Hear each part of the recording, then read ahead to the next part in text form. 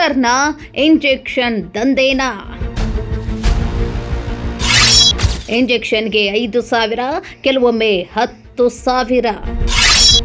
Scan ಇಲ್ಲ, ಸರಿಯಾದ ಪರೀಕ್ಷೆ ಇಲ್ಲ, ಆದರೆ ನೇರವಾಗಿ ನೋವಿರುವ ಜಾಗಕ್ಕೇನೆ ಇಂಜೆಕ್ಷನ್. ಹುಬ್ಬಳ್ಳಿಯ ನವನಗರ ಅಮರಗೋಳದ Prakash super multi speciality clinic ಬಗ್ಗೆ ನ್ಯೂಸ್ 88 ಕರ್ನಾಟಕ ವಾಹಿನಿ ನಡೆಸಿದ ರಿಯಾಲಿಟಿ ಚೆಕ್ನಲ್ಲಿ ಸ್ಫೋಟಕ ಸಂಗತಿಗಳು ಬಯಲಾಗಿದೆ. ಆಯುರ್ವೇದ ವೈದ್ಯ, ಆದರೆ ಅಲೋಪತಿ ಚಿಕಿತ್ಸೆ. ಡಾಕ್ಟರ್ ಶಿವಕುಮಾರ್ ಕಲ್ಲಪ್ಪನವರವರು ಆಯುರ್ವೇದ ವೈದ್ಯಕೀಯ ಶಿಕ್ಷಣ ಪಡೆದಿದ್ದಾರೆ ಎಂದು ಹೇಳಿಕೊಂಡಿದ್ದಾರೆ.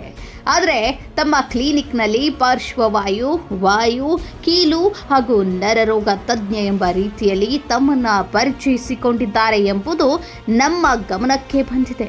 ಹಾಗಾದರೆ ಪ್ರಶ್ನೆ ಒಂದೇ, ಯಾವ ಪದ್ಧತಿಯಲ್ಲಿ ಪದವಿ, ಯಾವ ಪದ್ಧತಿಯಲ್ಲಿ ಚಿಕಿತ್ಸೆ, ಯಾವ ಚಿಕಿತ್ಸೆಗೆ ಯಾವ ನೋಂದಣಿ?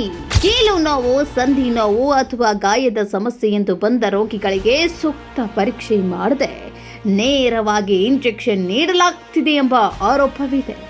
ಇನ್ನು ಇಲ್ಲಿ ವೈದ್ಯ ಶಿವಕುಮಾರ್ 99% ಗುಣವಾಗುತ್ತೆ ಎಂಬ ಭರವಸೆ ನೀಡ್ತಾನೆ ಎಂಬ ಆರೋಪವಿದೆ. ಬಟ್ 99% ನಿಮ್ಗೆ ಹೇಳ್ತೇನೆ, ಯಾಕಂತಂದ್ರೆ ಈಗ ಅದ ಕೊಡೋದ್ರಿಂದ ನಮ್ಗೆ ಗೊತ್ತಿರುತ್ತೆ. 99% ಹೇಳ್ತೀನಿ, ಕಡಿಮೆ ಆಗುತ್ತೆ, 1% ಡೌಟ್ ಇರುತ್ತೆ. 10 ದಿನಕ್ಕೊಮ್ಮೆ ಮತ್ತೆ ಬನ್ನಿ, ಮತ್ತೆ ಇಂಜೆಕ್ಷನ್, ಮತ್ತೆ ಹಣ. ಇದು ಚಿಕಿತ್ಸೆಯ ಕ್ರಮವೇ ಅಥವಾ ಪ್ರಶ್ನಿಸಬೇಕಾದ ವ್ಯವಹಾರ ಮಾದರಿಯೇ? ಆದ್ರೆ ಇಲ್ಲಿ ನ್ಯೂಸ್ 88 ಕರ್ನಾಟಕ ಸುಮ್ಮನೆ ಆರೋಪ ಮಾಡ್ತಾ ಇಲ್ಲ. ನಮ್ಮ ತಂಡವೇ ರಿಯಾಲಿಟಿ ಚೆಕ್ ನಡೆಸಿದೆ. ರೋಗಿಯ ರೂಪದಲ್ಲಿ ತೆರಳಿದ ನಮ್ಮ ತಂಡದ ಸದಸ್ಯನಿಗೆ ಹಳೆಯ ಎಕ್ಸ್ರೇ ಆಧಾರದಲ್ಲಿ ಚಿಕಿತ್ಸೆ ನೀಡಲು ಮುಂದಾದ ಸಂದರ್ಭ ಕ್ಯಾಮೆರಾದಲ್ಲಿ ದಾಖಲಾಗಿದೆ.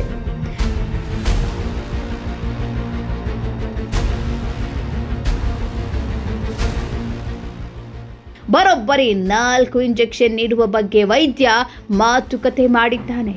ಅದಕ್ಕೆ ಸಾವಿರಾರು ರೂಪಾಯಿ ಕೂಡ ಹೇಳಿದ್ದಾನೆ. ಇಷ್ಟಾಗುತ್ತಿದ್ದಂತೆ ನ್ಯೂಸ್ 88 ಕರ್ನಾಟಕ ವಾಹಿನಿಯ ಕ್ಯಾಮೆರಾ ಕಾಣ್ತಿದ್ದಂತೆ, ವರದಿಗಾರರು ಪ್ರಶ್ನೆ ಕೇಳುತ್ತಿದ್ದಂತೆ ವೈದ್ಯ ಶಿವಕುಮಾರ್ ಸ್ಪಷ್ಟ ಉತ್ತರ ನೀಡುವ ಬದಲು ಮಾಧ್ಯಮದವರ ಮೇಲೆಯೇ ದಬ್ಬಾಳಿಕೆಗೆ ಮುಂದಾಗಿದ್ದಾನೆ. ಈಗ ಇದು ಕೇವಲ ಒಂದು ಕ್ಲಿನಿಕ್ನ ಕಥೆಯಲ್ಲ, ಇದು ರೋಗಿಗಳ ಸುರಕ್ಷತೆಯ ಪ್ರಶ್ನೆಯಾಗಿದೆ. ಆಯುರ್ವೇದ ವೈದ್ಯರಿಗೆ ಕಾನೂನುಬದ್ಧವಾಗಿ ಯಾವ ಚಿಕಿತ್ಸೆ ನೀಡುವ ಅಧಿಕಾರವಿದೆ?